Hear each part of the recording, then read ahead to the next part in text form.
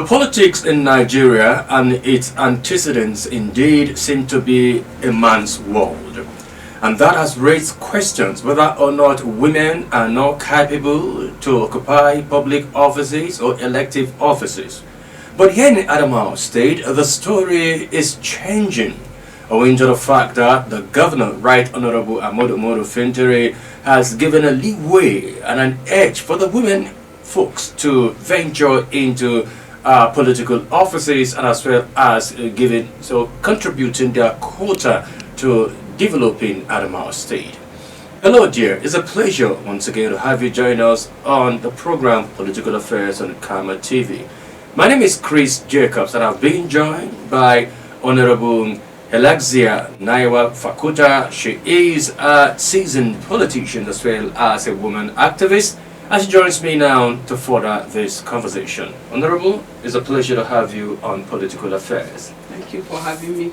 Yes, I know you have been a voice, over time, promoting the cause of Nigerian women in terms of political participation, as well as developing Nigeria generally. Talk to me about whether or not over time, with the moment or the times you have ventured into this cause, will you say there has been an improvement, positive improvement as regard to the Nigerian woman having a say and having, a field day in terms of contributing her quota? Well, when it comes to women inclusion, women in politics, let me say, at the national level, there's still a gap. We are still left behind. I don't even know if we are moving backward or forward.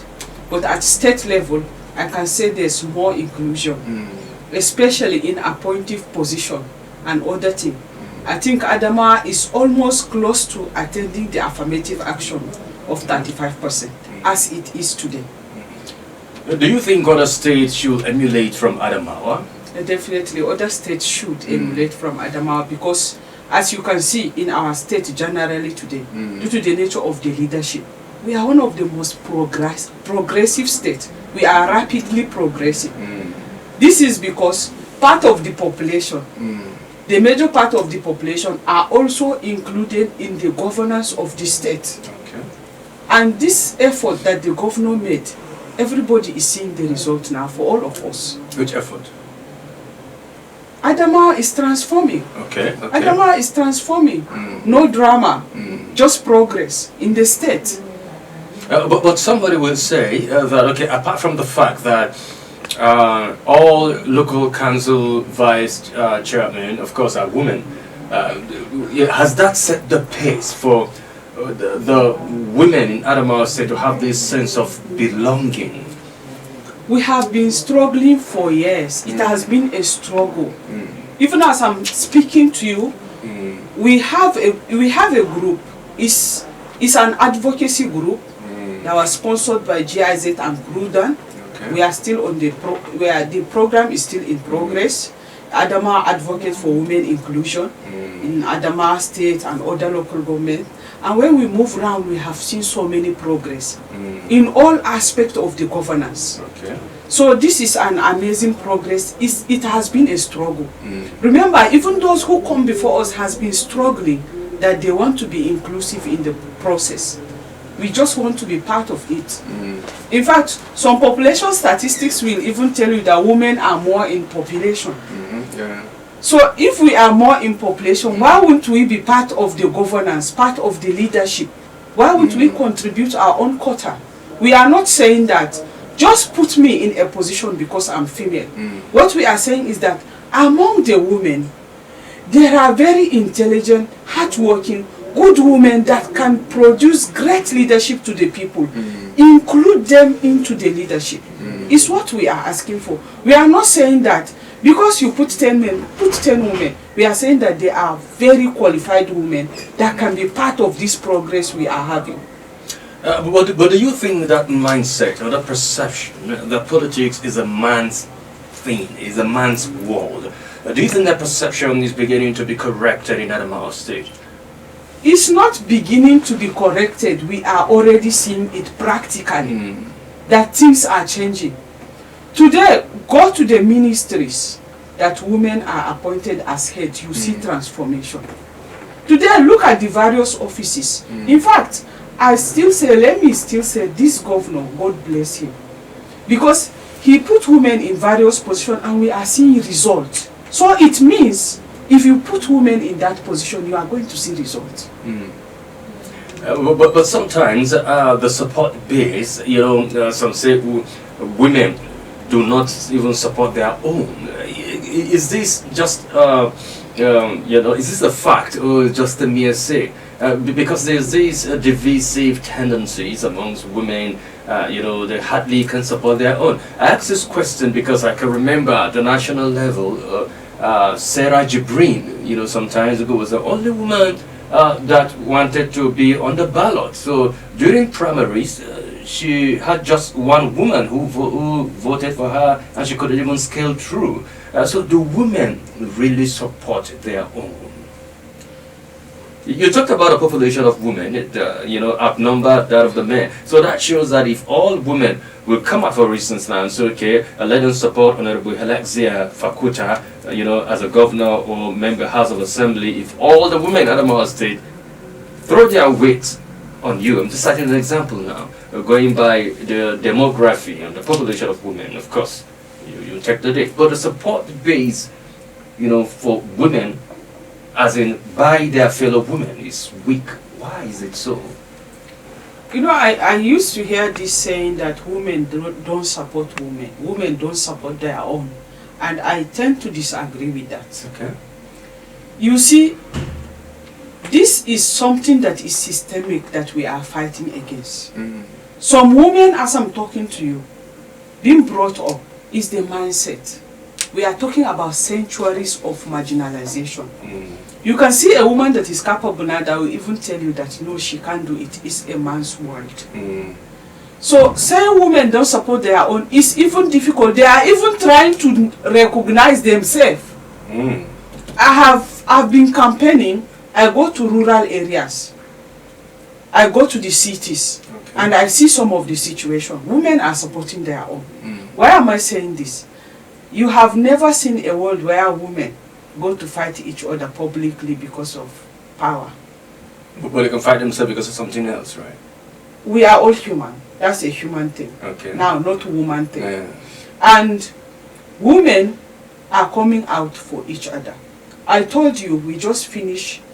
We are still even in the progress of advocacy. We are a group of women. We are appointed to go for this advocacy visit, and we are doing it. We are all women.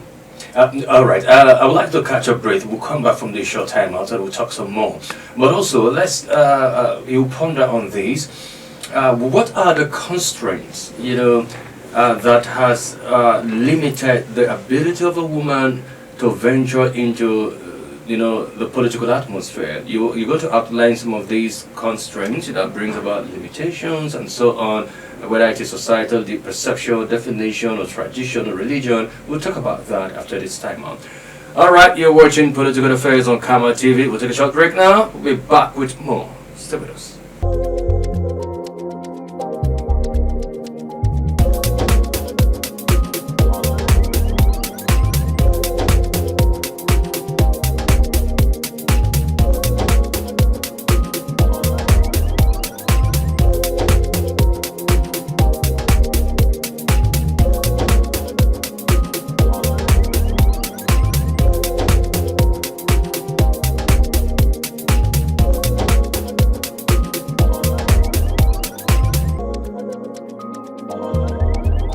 Alright, glad to know you're still there. If you've just joined us, you're watching Political Affairs on Karma TV. I've been speaking with Honorable Helexia Fakuta, and she's a woman activist, and she has been furthering the conversation as regard to women's participation in politics and governance.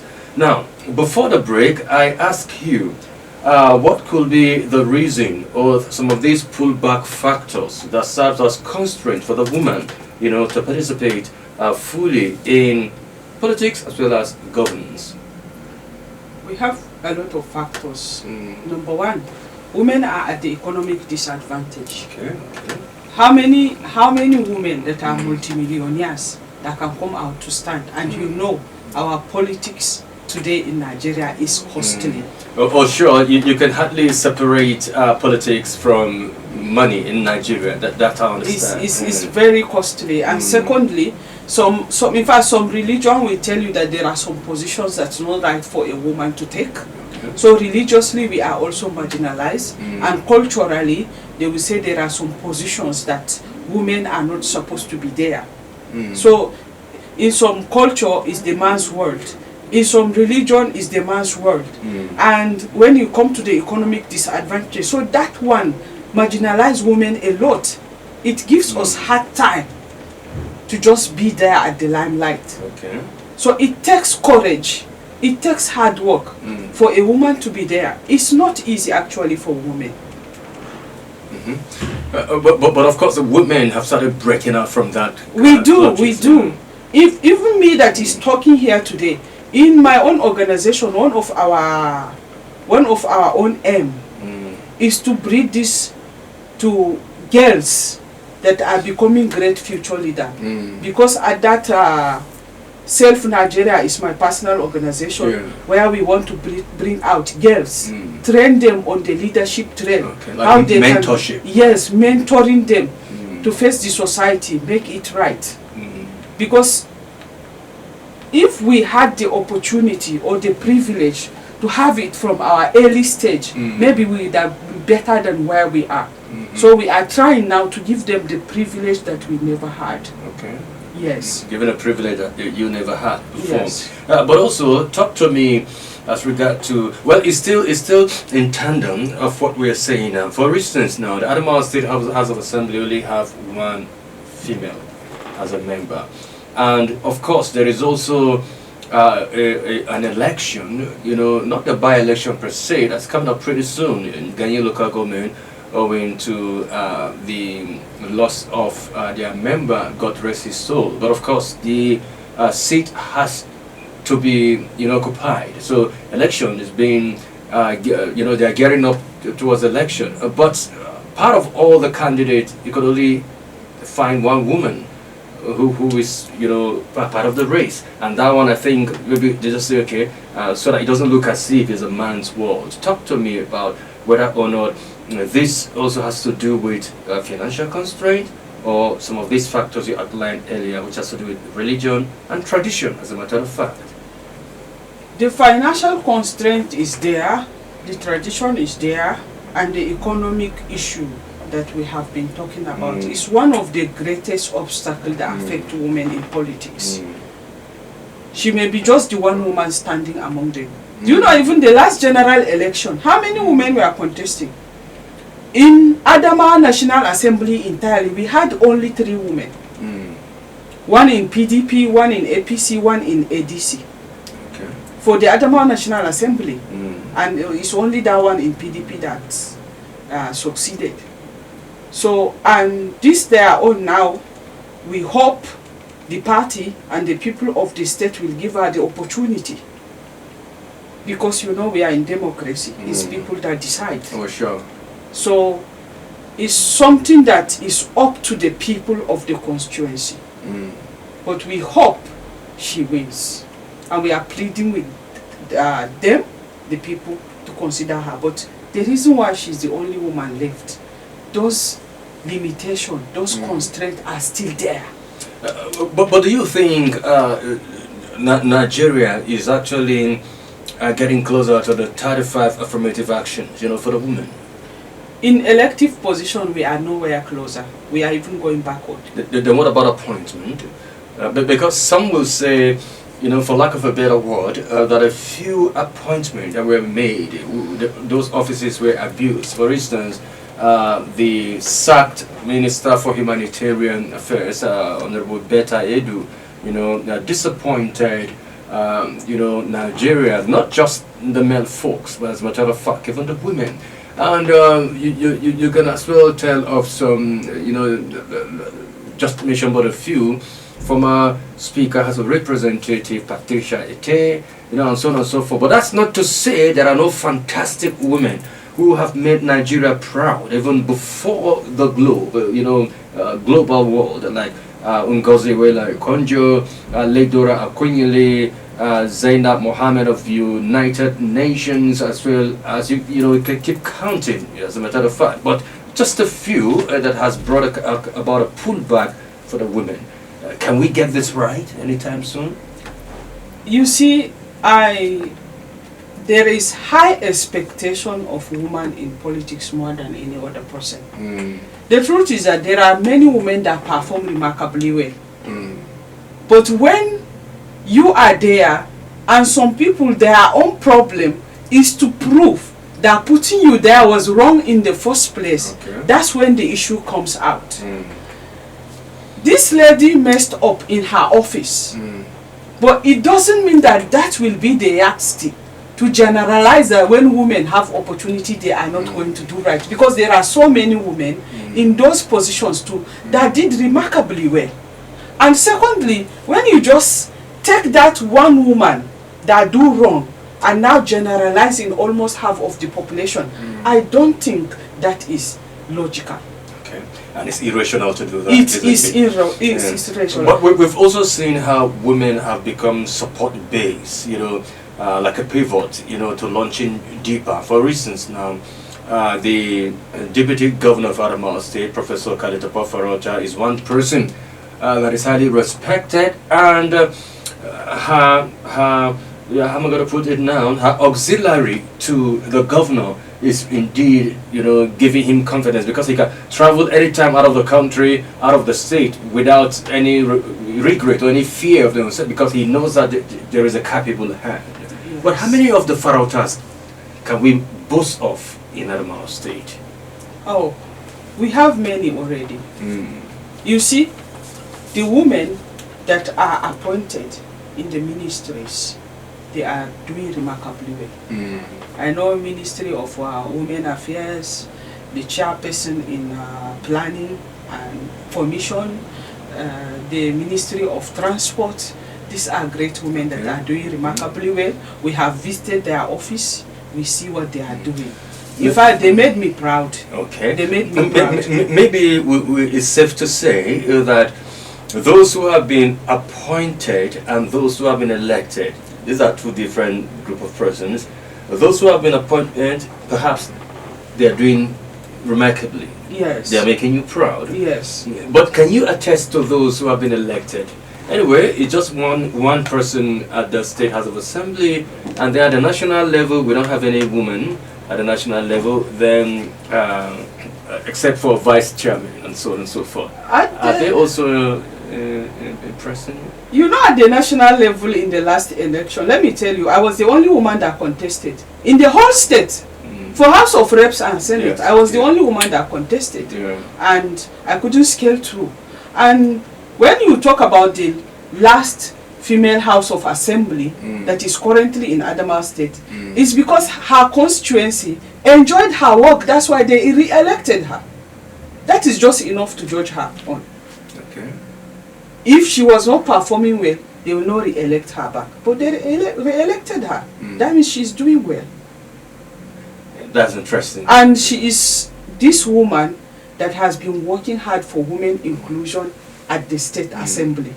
I can attest to that. All right. I'll allow you to catch your breath. When we come back from this final lap, we're going to look at, traditional institutions and how they have fashioned, the platform rather for women to also be part of decision making. Because earlier on you talked about how tradition has, constrained or muzzled the woman.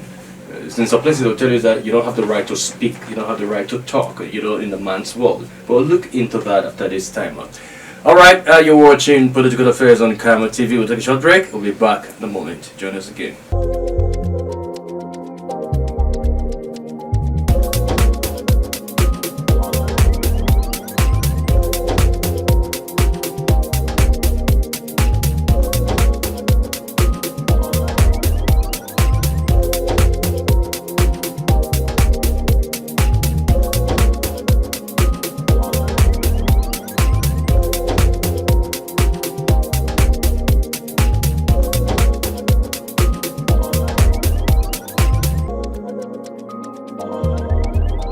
Alright, you're welcome back and you're watching Political Affairs on Kama TV. I've been speaking with Honorable Helexia Fakuta Naiwa, and she has, as a matter of fact, furthered a conversation upholding, the status of the Nigerian woman.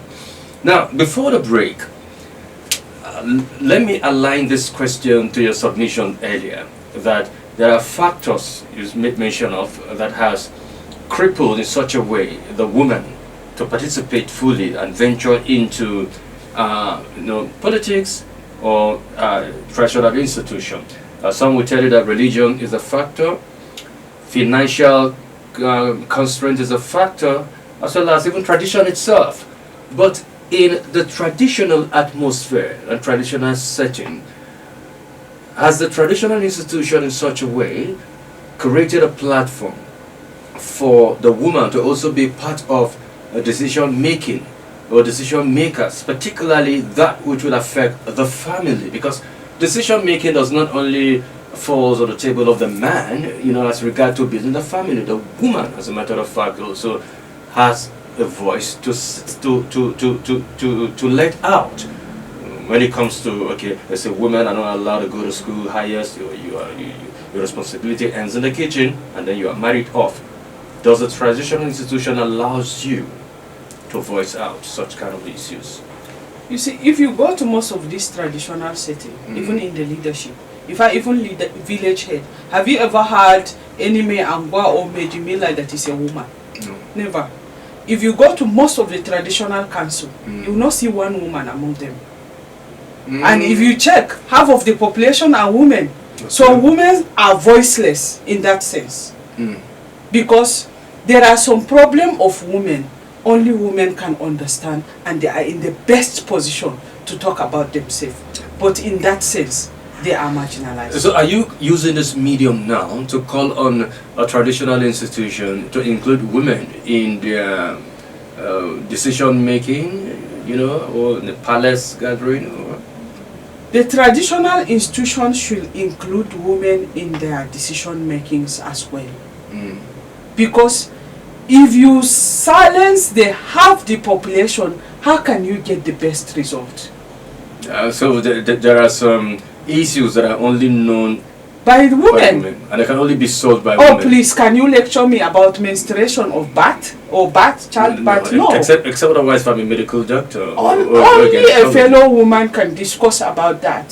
When it comes to childbirth, there are natural things that concern women. So there are so many things that only women understand each other. And I think it's high time. We are in 21st century. The inclusion is not bad. So women shouldn't just be included in politics or appointment in government, but also traditional institution. We are saying let's build everything together. It's all our home, all together. Let's build it together. It's collective responsibility. We can make it work. All right. Now, do you think this will be easier now, looking at the decentralization and the appointment of some traditional chiefs, like in Hong, in Maiha, Fufore, Dumne, and so on? Can that be easily done now? Because it's like decentralizing and bringing governance closer to the people now. In all the district heads and the chiefs, have you had any queen among them? Only king? Maybe the wives now. But you understand traditionally, there's always a defined position of a wife. Oh, sure. So, in fact, in the time of men decision making, a wife will not even be there.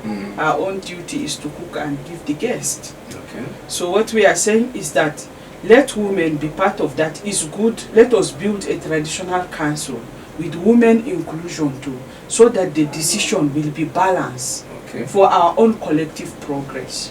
And one of the issues women are facing too that I didn't mention earlier is mentorship. Mentorship. We lack mentorship.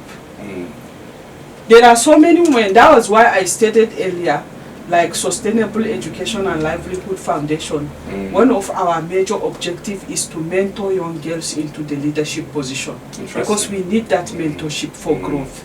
There are so many women that they have this great potential, but without having a mentor in place, they can't go anywhere. Somebody have to mentor you.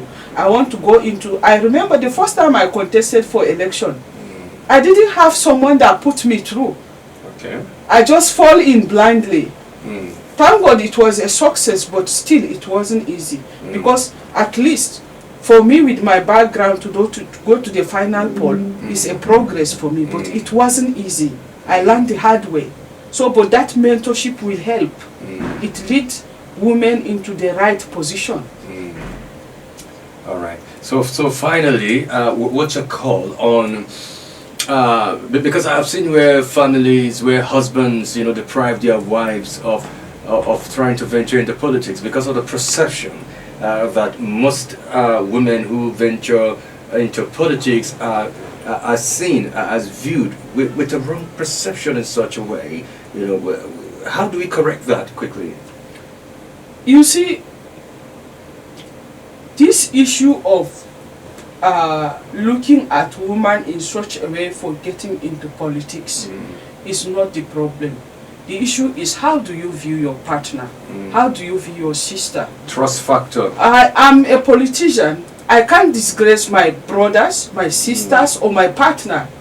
I have one goal, and my goal is to see that I'm part of the development of the society, is to make my society better. So, and that's what I'll concentrate on, not messing around. So the issue is the women that are venturing into politics should also help their supporters to believe in them and support them, and their supporters should be able to give them that trust too and support that they need. And most importantly, like someone once told me, the political parties, as a matter of fact, should stop fixing meetings in the night. Some will say, okay, they're having a meeting around 1 a.m. You understand what I'm saying? How do you expect a married woman leaving her house, at that, time of the day, of the night rather, just to attend political party meeting? I totally agree with that. Sometimes some of the meetings are fixed in an ungodly time, actually. And, especially the political parties. There's something we are not viewing in this politics. When we talk about rigged election, when we talk about our democracy is not going forward, the issue, even in the issue of women, this problem starts from the grassroots problem of the political parties. All right, well, I know if I allow you to talk, you will keep on talking over and over again, because women and talk, you cannot separate them. Thank you so very much, Honorable Elexia Fakuta, woman activist. Thank you so very much for finding time to come on the show. Hope we'll see more of you again for more of such kind of conversation. My pleasure. Thank you for having me. All right. Well, viewers, that's our show for today. Thank you so very much for being part of the show. Join us again, same time, same station, as we come with a fresh edition of the program. Until then, stay safe. God bless Nigeria. My name is Chris Jacobs.